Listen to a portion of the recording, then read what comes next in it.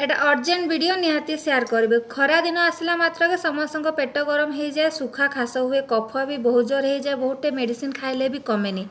आज मुझे गोटे बहुत सरल उपाय मुझे बताऊँ जेटा कि इजिली यूज करें। खाइले आपंकर सुखा काश कफ आटा चेस्ट पेन अधिका हुए सेटा भल हो। मार्केट को आसी गोटे डाबर ब्रंकोरिट, यार दाम हूँ 115 टंका। एटा खाई सारा पर गोटे ठिपी लेखा खाइबे दिन में 3 टाइम आउे रेस्ट नेबे। देखिए आपण काश मिनिमम 7 दिन भितर ही बहुत भल हो। मु भी एटा यूज करी, आपण माने भी यूज करंतु, ए वीडियो को शेयर करंतु।